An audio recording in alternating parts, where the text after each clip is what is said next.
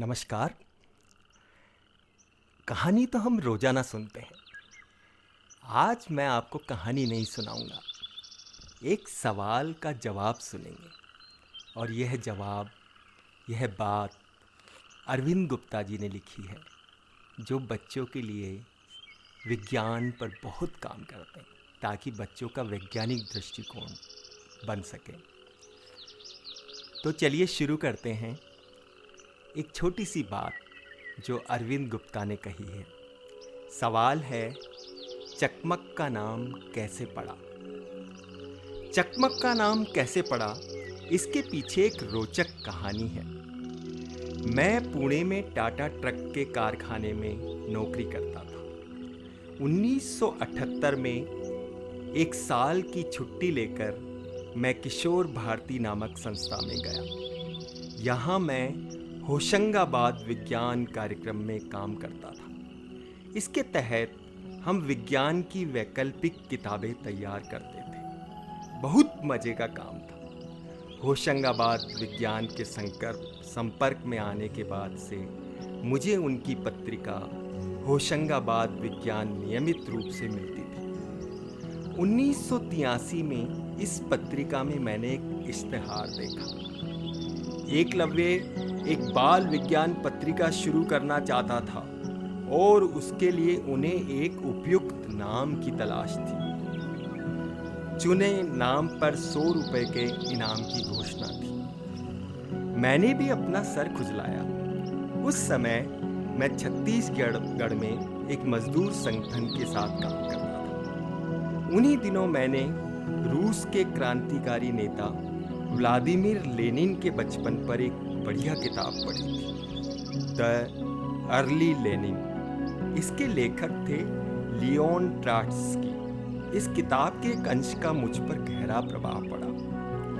Lenin ने भले ही मजदूरों और किसानों की अगुवाई की हो, पर वे एक बहुत ही पढ़े लिखे मध्यम वर्गीय परिवार में पैदा हुए थे। लेनिन के पिता इल्या शिक्षा विभाग में उच्च सरकारी अधिकारी थे।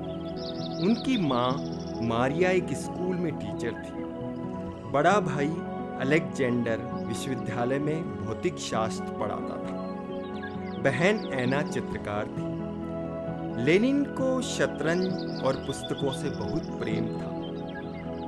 स्कूल के दौरों में से वापस आने पर पिता जार शाही से पिस रहे ग्रामीणों की दयनीय परिस्थितियों के बारे में बताते थे। लेनिन पर इसका जरूर असर हुआ। घर में एक उन्मुक्त बौद्धिक माहौल था। इसका अंदाजा घर का अखबार से लगता है। 4 पन्नों के इस अखबार में लेनिन के पिता अपनी यात्राओं की कहानियां लिखते थे।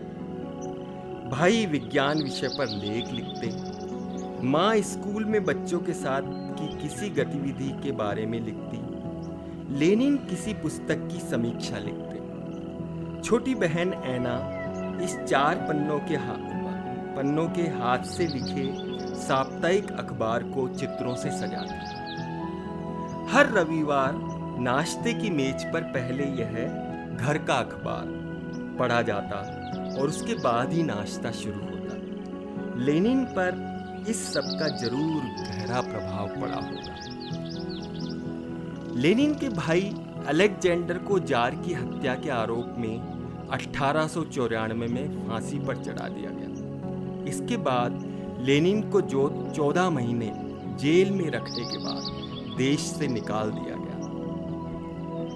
1900 में देश से निकाले जाने पर लेनिन म्यूनिक जर्मनी में रहने लगे। रूस के अन्य क्रांतिकारियों को भी पश्चिमी यूरोप के भिन्न देशों में पनाह लेनी पड़ी। म्यूनिक में लेनिन ने अपनी पत्नी क्रुप्स्काया और अन्य साथियों के साथ मिलकर एक नया अखबार शुरू किया। इस अखबार का उद्देश्य भिन्न देशों में बिखरे हुए रूसी क्रांतिकारियों को आपस में जोड़ना था। इस अखबार का नाम था इस्करा। इस्करा एक रूसी शब्द है जिसका मतलब होता है चिंगारी। हम जानते हैं कि चिंगारी चकमक पत्थर से पैदा होती है। इसलिए मैंने एकलव्य की इस पत्रिका के लिए चकमक का नाम सुझाया। एकलव्य टीम को यह नाम पसंद आया और मुझे 100 रुपए का पुरस्कार भी मिला।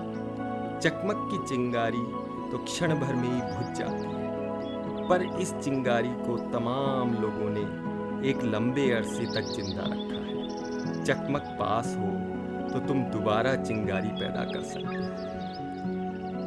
अंधेरा चाहे कितना ही गहरा हो, फिर भी चकमक से तुम्हें मंजिल तक पहुंचने में जरूर मदद मिलेगी। शुक्रिया।